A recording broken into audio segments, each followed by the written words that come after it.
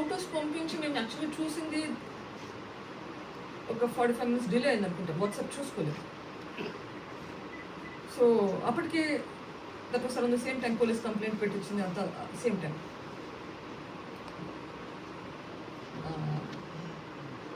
Because అప్పటికే letter గురించి తెలుసు. సో పోలీస్ కంప్లైంట్ పెట్టమని చెప్పడము, ఆ ఫొటోస్ చూడడము ప్రాబ్లీ 2-3 నిమిషాలు తేడా ఉండొచ్చు. మేడం, వివేకానంద రెడ్డికి సంబంధించి రెండవ భార్య ఉంది, ఒక కుమారుడు ఉన్నాడు. ఆ విషయాన్ని మీరు ఎప్పుడు కూడా బయటికి వెల్లడించలేదు. వాళ్ళకి సంబంధించి హైదరాబాద్ పబ్లిక్ స్కూల్ ఒక సీటు విషయము, ఆమెకు సంబంధించి ఒక ఇల్లు ఇప్పియాలనే అంశానికి సంబంధించి మీ కుటుంబం మధ్య పెద్ద ఎత్తున వివాదం జరిగింది. ఇప్పుడు వాళ్ళు ఎక్కడున్నారు, అసలు రెండో వివాహం జరిగిందా, అతనికి ఒక కుమారుడు ఉన్నాడా లేడా, మీరు ఏం చెప్తారు దానిపైన clarity? I have no idea.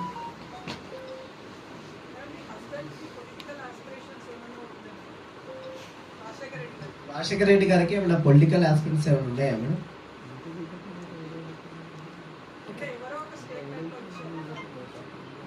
ఒక నిమిషం ఆలోచిద్దాం. ఒకవేళ పొలిటికల్ ఆస్పిరేషన్స్ నాకు కానీ నా భర్తకు కానీ ఉన్నాయి అనుకోండి, అది ఏమైనా తప్ప, అది ఏమైనా నేరమా? మీరు అడుగుతున్నారు పొలిటికల్ ఆస్పిరేషన్స్ ఉన్నాయా అని. ఉన్నా లేకున్నా ఏంటి డిఫరెన్స్? అది ఏమైనా తప్ప నేరమా?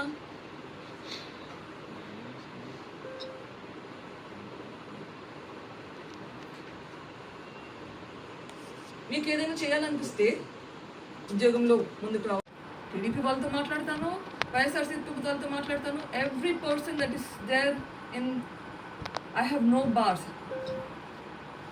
I can talk to anybody I want to. I am a human being. Who are you to say that I should not talk to anybody? Anybody who is in a position to make a difference. That position is important, not the person. నువ్వు నీకు ఒక పదవి ఉంటే, ఆ పదవిలో నీకు ఒక decision making capacity ఉంటే నీతో మాట్లాడడానికి నేను రెడీ. చీఫ్ మినిస్టర్గా నేను నీకు అపాయింట్మెంట్ అడిగాను. ఇన్ఫ్యాక్ట్ రిటర్న్ అఫీషియల్గా లెటర్స్ కూడా రాశాను, రెస్పాన్స్ లేదు. చీఫ్ మినిస్టర్గా నీ బాధ్యత ఇదేనా? నేను రాసిన లెటర్స్కి కూడా రెస్పాన్స్ లేకుండా. అండ్ చనిపోయింది మీ అన్నగారు, చాలా ప్రేమించే మీ అన్నగారు. ఎవిడెన్స్ సిబిఐ చెప్తుంది, నేను కాదు. ఈ ఎవిడెన్స్ నా దగ్గర లేదు, సిబిఐ ఇచ్చింది.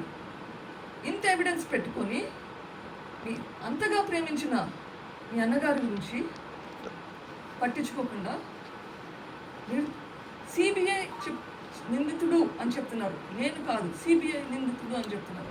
వాళ్ళ పక్కన కూర్చొని కొత్తాసు పలకడం మీ ప్రేమను చాలా బాగా చూపిస్తుందండి విమలమ్మ గారు.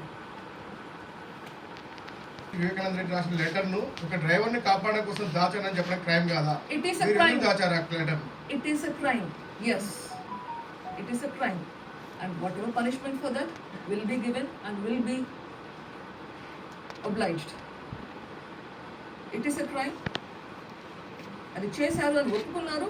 దానికి పనిష్మెంట్ ఏదైనా ఉంటే రాజశేఖర రెడ్డి గారు will take on that punishment.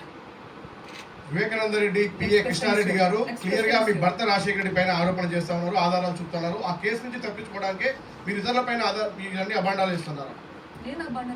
PA Krishna Reddy statement లో చాలా స్పష్టంగా సిబిఐకి ఆయన బయట ఎవిడెన్స్ చూపించడం జరిగింది.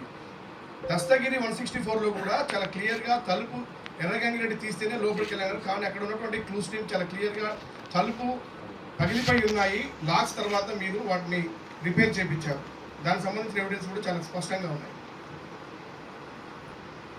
Please, evidence ఏదైనా చూపించండి and please share it to the CBI. Thank you.